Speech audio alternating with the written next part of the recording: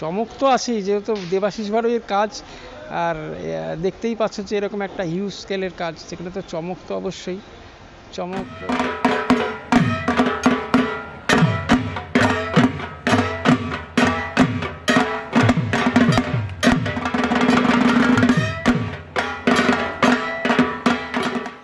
নমস্কার, আমি সৌম্যজিৎ। পুজো দর্শনে আপনাদের সকলকে স্বাগত জানাই। আমার বিশ্বাস আপনারা সকলে সুস্থ আছেন। আজ পুজো দর্শনে পুজোর আড্ডায় আমরা চলে এসেছি দক্ষিণপাড়া দুর্গোৎসব সমিতির পুজো প্রাঙ্গণে। পেয়ে গেছি ওনাদের একজন শিল্পীকে। আসুন তার সঙ্গে পরিচয় করে নিই। দাদা নমস্কার, পুজো দর্শনে স্বাগত। আপনার পরিচয়টা? আমি সুব্রত, দেবাশিসকে অ্যাসিস্ট করছি। এবছর দক্ষিণপাড়া কি চমক দিচ্ছে দর্শনার্থীদের? চমক তো আছেই, যেহেতু দেবাশিস বাড়ুইয়ের কাজ। আর দেখতেই পাচ্ছ যে এরকম একটা হিউজ স্কেলের কাজ, সেখানে তো চমক তো অবশ্যই।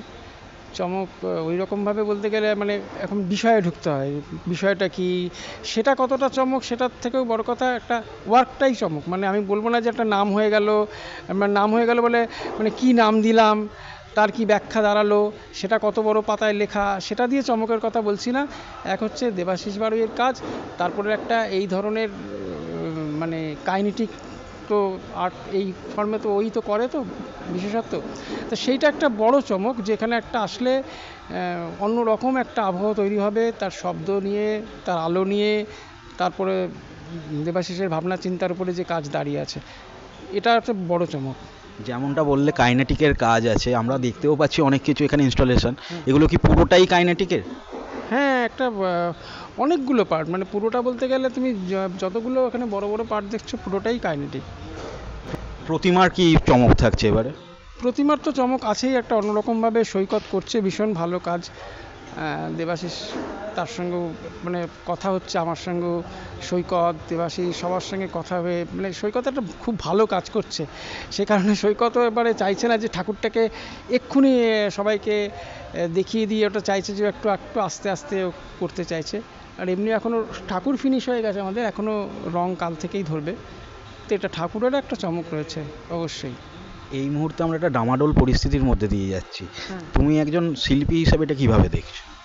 মানে দেখো, সেটা আছে তো, সেটা তো মানে একদম বলবোই না যে ওই প্রশ্নটা খুবই কঠিন। আর এই সময় দাঁড়িয়ে যেভাবে তুমি এই রাত্রে দেখতে পাচ্ছ না, আমার মানে ঘেমে ঘুমে মানে সারাদিনের পরে আর বাড়িতে যাওয়ার পরে সত্যি একটা কিছু হচ্ছে। আজ কালকেও একটা আমাদের শিল্পীদের বড় একটা ছিল, র্যালি ছিল। এটা সব শিল্পীরাই সব রকমভাবেই নিশ্চয়ই এটার মধ্যে আছে, কিন্তু ভীষণভাবে ঝাঁপিয়ে পড়তে পারছি না এই এত বড় কাজের জন্য।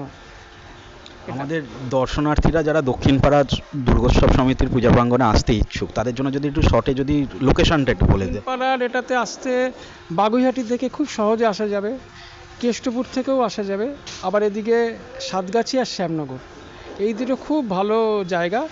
শ্যামনগর থেকে একটুখানি, সাতগাছি থেকেও খুব কাছে, বাগুইহাটি থেকে মানে এই সবকটা একটু পুজোর সময় তো সবাই খুব হাঁটে। তা সেই হাঁটাটা বলবো না যে অতিরিক্ত হাঁটলে, খুব অল্প পুজোর হাঁটা যাকে বলে, পুজোর হাঁটাতে খুব হেঁটেই আসতে পারে। আর তাছাড়া তো অনেকগুলো রিক্সা আছে, অটো আছে, এই ছোটো ছোটো ভেহিকেলসগুলো তো সে করলেই এটাতে পৌঁছে যাবে।